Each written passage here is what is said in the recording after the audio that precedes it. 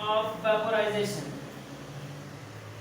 इससे पहले कि हम हीट ऑफ वेपोराइजेशन को स्टार्ट करें तो पहले हम ये देखते हैं कि वेपोराइजेशन होता क्या है। वेपोराइजेशन बेसिकली एक ऐसा प्रोसेस है जिसमें कोई भी लिक्विड, वेपोराइजेशन एक ऐसा प्रोसेस है जिसमें कोई भी लिक्विड वेपर्स में कन्वर्ट होता है। किसी लिक्विड को वेपर्स में कन्वर्ट करने का जो प्रोसेस है उसको हम कहते हैं ये वेपोराइजेशन है। ठीक है, किस तरह डिफाइन करेंगे? The process of conversion of any liquid to gas state or vapor state। किसी लिक्विड को गैस स्टेट या वेपर स्टेट में कन्वर्ट करने का जो प्रोसेस है उसको हम कहते हैं ये क्या है? वेपोराइजेशन है। The process of conversion of any liquid to gas state is known as vaporization। तो साथ में हमने ऐड कर दिया heat of vaporization, मीन कि वेपोराइज करने के लिए जो हीट रिक्वायर्ड होगी, जो हीट एब्जॉर्ब्ड होगी, कोई कंपाउंड, कोई लिक्विड जब वेपोराइज होगा तो जो हीट एब्जॉर्ब होगी तो वो कौन सी होगी? वो हीट ऑफ वेपोराइजेशन होगी। किस तरह डिफाइन करेंगे? Heat of vaporisation. ठीक है, हीट ऑफ वेपोराइजेशन क्या है? The amount of calories required or absorbed to convert 1 gram of liquid to gas। ठीक है, अमाउंट ऑफ कैलोरीज और अमाउंट ऑफ हीट आप कह सकते हैं, क्योंकि जो हीट है, हीट को मेजर करने के लिए जो यूनिट यूज करते हैं वो यूनिट क्या है? वो कैलोरी है। ठीक है, तो हमें कितनी कैलोरीज रिक्वायर्ड होगी या कितनी कैलोरी कोई लिक्विड एब्जॉर्ब करेगा कि वो गैस फॉर्म में कन्वर्ट हो जाए, इसको हम कहेंगे ये क्या है? हीट ऑफ वेपोराइजेशन है। क्या चीज है? Heat of vaporisation. लेकिन हम ये देखते हैं कि heat of vaporisation of water, heat of vaporisation of water, ये हमारा टॉपिक है। Heat of vaporisation of water क्या है? ये क्या है जी? It's the amount of heat और कैलोरीज रिक्वायर्ड और absorbed to convert 1 gram of water to vapor form or gas state। ठीक है, heat of vaporization of water क्या है? the amount of heat or calories। ठीक है, amount of heat के तो या कैलोरी के, ठीक है, अमाउंट ऑफ हीट के या कैलोरी के बात एक ही है, क्योंकि जो हीट है उसको मेजर करने की जो हमारे पास यूनिट है वो क्या है? वो कैलोरी है। तो सो हम अमाउंट ऑफ हीट भी कह सकते हैं और कैलोरीज भी कह सकते हैं। तो आप ऐसे भी कह सकते हैं कैलोरीज रिक्वायर्ड टू और calories absorb to convert 1 gram of water to vapor form are the amount of heat or calories required to raise or absorb to convert 1 gram of water to vaporized form or gaseous form। या इसको simple form में एक और definition इसकी लिख सकते हैं, मोर easiest definition है। आप कह सकते हैं the calories absorb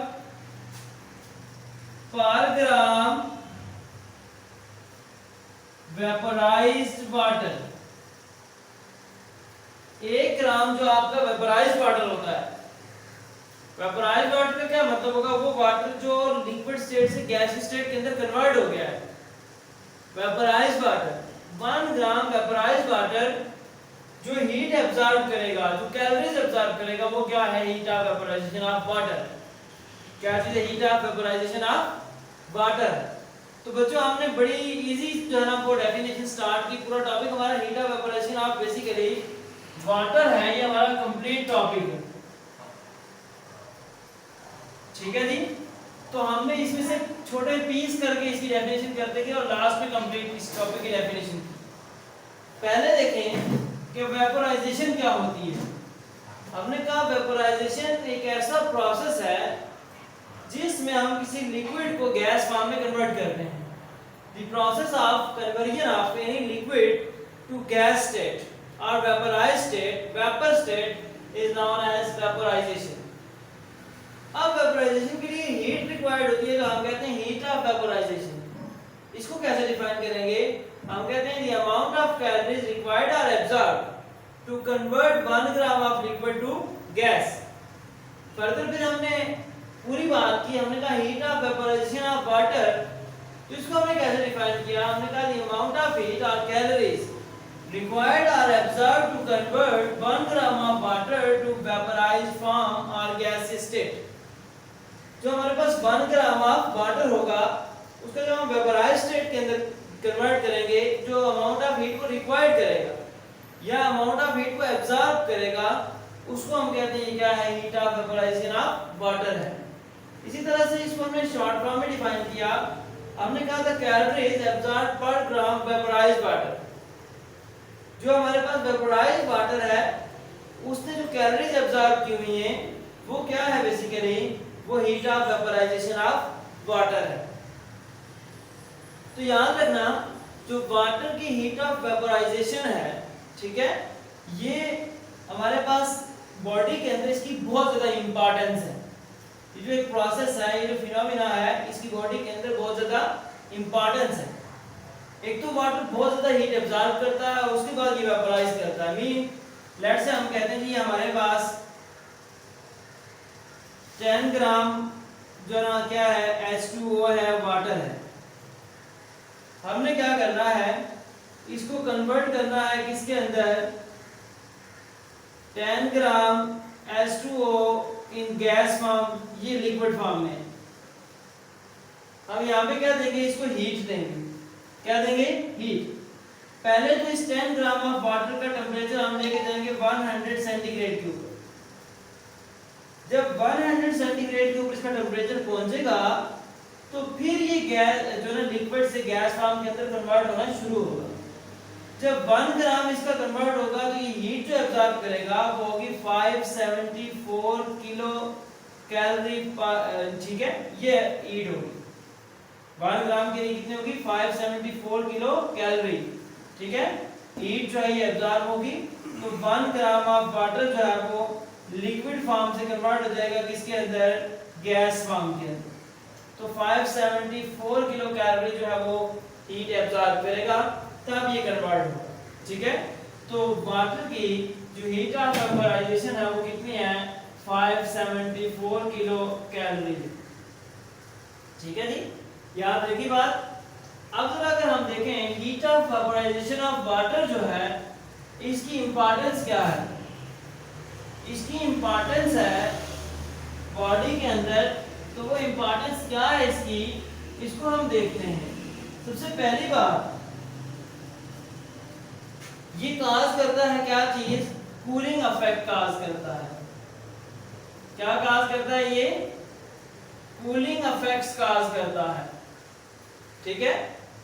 cooling effect किसके लिए काज करेगा, ये कूलिंग इफेक्ट काज करेगा प्लांट्स के लिए, और कूलिंग इफेक्ट ये काज करेगा किसके लिए, एनिमल जो है उनके लिए भी क्या काज करेगा, ये कूलिंग इफेक्ट काज करेगा, ठीक है। प्लांट्स के लिए भी और एनिमल्स के लिए भी क्या काज करेगा, कूलिंग इफेक्ट काज करेगा। कैसे काज करेगा, प्लांट्स क्या करेंगे, प्लांट्स करेंगे ट्रांसपायर। ट्रांसपायर का क्या मतलब है कि ये अपने अंदर जो वाटर एब्जॉर्ब करेंगे उसको लॉस करेंगे किसकी फॉर्म के अंदर, गैस की फॉर्म के अंदर। इस प्रोसेस को हम कहेंगे ये क्या है, ट्रांसपायरेशन है, ठीक है। और ट्रांसपायरेशन करने को कहते हैं क्या, ट्रांसपायर करना है। ट्रांसपायर करेंगे तो ये जो है यहाँ पे क्या काज हो जाएगा, इसका कूलिंग इफेक्ट काज हो जाएगा, ठंडा हो जाएगा। इसी तरह से एनिमल क्या करेगा, रेस्पायर करेगा। क्या करेगा, रेस्पायर। मीन एक तो ये ना कि हम कहते हैं कि ब्रीथिंग है रिस्पायरेशन है, लेकिन जनरली जो है रिस्पायरेशन हम इसके लिए यूज करते हैं कि वो जो सांस लेने का प्लास उसके लिए रिस्पायर यूज करते हैं, ठीक है। एक्चुअल मीन उसका नहीं है, लेकिन नाम चूंकि जो ना कॉमनली इसको यूज करते हैं तो यही वाली बात कर रहे हैं। ये रिस्पायर करेगा, ब्रीथ करेगा, उसके साथ क्या होगा, वाटर की बॉडी में और इसकी बॉडी से जो ना रिलीज होगा। तो इसके साथ क्या होगा, इसको कूलिंग इफेक्ट का होगा। उसके अलावा क्या होगा, इसके ऊपर स्वेट जब आएगा, स्वेट प्रोडक्शन होगी, इस स्वेट प्रोडक्शन के साथ भी क्या होगा, कूलिंग इफेक्ट का होगा एनिमल्स के, ठीक है जी। तो पहला तो इसका बेनिफिट ये है। दूसरा, ये रेगुलेट करता है कि इसको heat of oxidation, it regulate the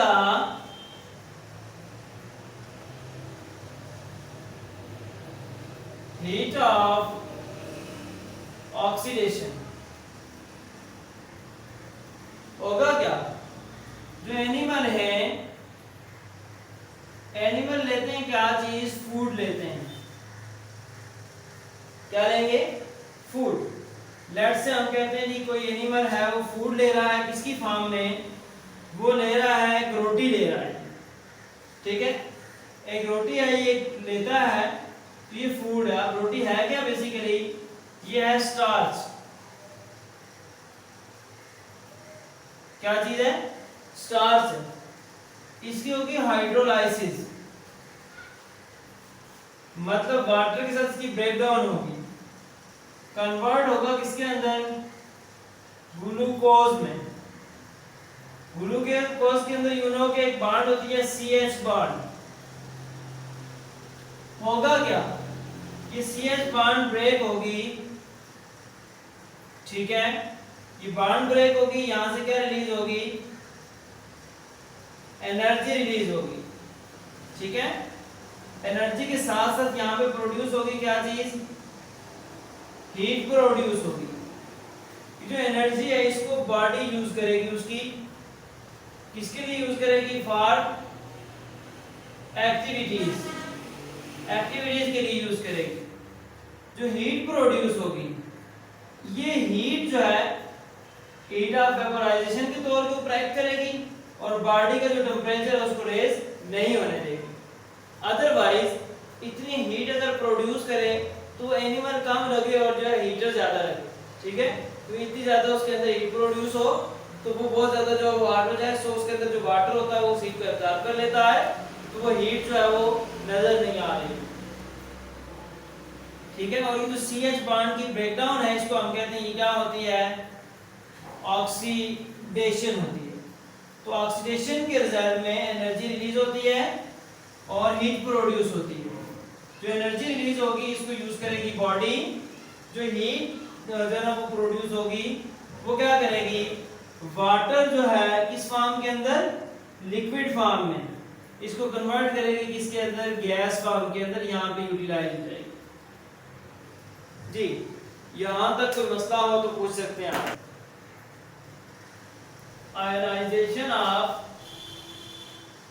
water, सबसे पहले हम बात करते हैं आयनाइजेशन क्या है। आयनाइजेशन है the process of formation of ions. Ions बनाने का जो प्रोसेस है इसको हम कहते हैं क्या है, आयनाइजेशन है। फॉर एग्जांपल हमारे पास है NaCl सोडियम क्लोराइड, इसके आयन बनाएंगे Na positive plus Cl negative. ये जो प्रोसेस है जिसके अंदर ये कंपाउंड इनाइन के अंदर कन्वर्ट हो गया, ये क्या है, इसकी आयोनाइजेशन है। ठीक है, अब आयोनाइजेशन ऑफ वाटर क्या है, आयोनाइजेशन ऑफ वाटर ये क्या है, the process of conversion of water into hydrogen and hydroxyl ion। ये एक ऐसा प्रोसेस है जिसमें हम क्या करते हैं, वाटर को कन्वर्ट करते हैं into hydrogen plus hydroxyl ion के अंदर। इसको हम कहते हैं क्या है, आयनाइजेशन।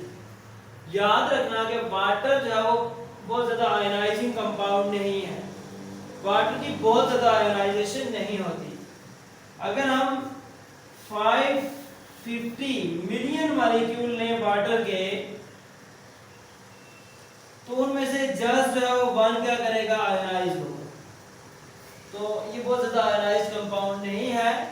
ठीक है, और 25 सेंटीग्रेड टेम्परेचर के ऊपर, ठीक है, वाटर जो है वो आयनाइज होता है मोल, और ये होता है 10⁻⁷ मोल पर लीटर। ठीक है, ये आयनाइज होता है।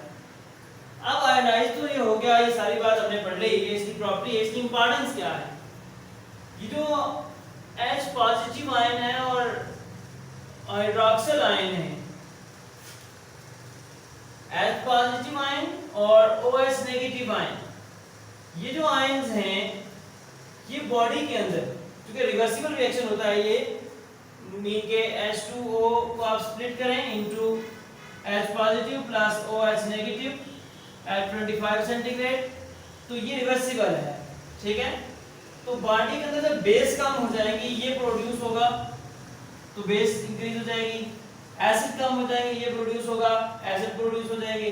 तो ये जो है ना बॉडी का जो पीएच है उसको मेंटेन करने में इसका रोल होता है, आयोनाइजेशन ऑफ वाटर।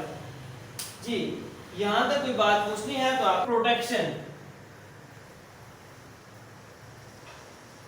वाटर का बॉडी के अंदर बड़ा प्रोटेक्टिव रोल है। बॉडी की ये डिफरेंट ऑर्गन की, डिफरेंट टिश्यूज की प्रोटेक्शन करता है। ठीक है, बॉडी के डिफरेंट ऑर्गन की, डिफरेंट पार्ट्स की क्या करता है, प्रोटेक्शन करता है। तो इसका बड़ा इंपॉर्टेंट प्रोटेक्टिव रोल है। जैसे ये रिड्यूस करता है क्या चीज, फ्रिक्शन को रिड्यूस करता है बॉडी के अंदर।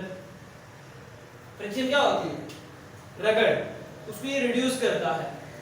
जैसे देखिए हम चलते हैं या हमारे जो हाथ हैं या डिफरेंट बॉडी ऑर्गन है हम मूव करवाते हैं, तो इनके दरमियान में यहाँ पे वाटर होता है, फ्लूइड होता है, जो फ्रिक्शन को क्या करता है, रिड्यूस करता है, वरना ये क्या है, आपस में रगड़ खा जाए, तो इससे बचाता है। फ्रिक्शन को क्या करता है, ये रिड्यूस करता है। उसके अलावा ये एक लुब्रिकेटिंग एजेंट है, लुब्रिकेशन काज करता है। ठीक है, जैसे हमारी आईज हैं, इनको रबिंग से बचाता है। ठीक है, मतलब अगर ये वाटर या फ्लूइड ना हो तो हम इतनी ज्यादा पर सेकंड, मतलब कितने टाइम हम इसको क्या कर लेते हैं, मूव करवा लेते हैं, पर मिनट कितनी दफा जो है इसको हम ओपन और क्लोज करते हैं। अगर वाटर ना हो तो फ्रिक्शन का तो ये रब हो जाए, रबिंग से बचाता है। फिर उसके अलावा क्रशिंग अराउंड द ऑर्गन्स, जो हमारे बॉडी के डिफरेंट ऑर्गन है उनके साउंड में किसी थैली बनाई होती है, वो प्रोटेक्ट करके रखता है। ठीक है, जैसे हमारी हड्डियां हैं उनके यहाँ पे इसने थैली बना के दरमियान में रखी हुई होती है। इसी तरह से जिस तरह हार्ट है हमारा, तो हार्ट के अराउंड जो है वो एक होती है मेम्ब्रेन, उसके दरमियान में फ्लूइड होता है, पेरिकार्डियल फ्लूइड। इसी तरह से अगर हम बात करें तो हमारे जो लंग्स हैं, लंग्स के ऊपर प्लूरल मेम्ब्रेन है और इसके अंदर जो फ्लूइड है प्लूरल फ्लूइड। तो इस तरह के बहुत सारे जगहों के ऊपर जो है इसने क्या किया होता है, एक थैली सी बनाई हुई होती है। तो ये क्या कर रहा होता है, डिफरेंट ऑर्गन को प्रोटेक्ट कर रहा होता है, इसका प्रोटेक्टिव रोल। जी, यहाँ तक कोई बात पूछनी हो तो पूछ सकते हैं आप।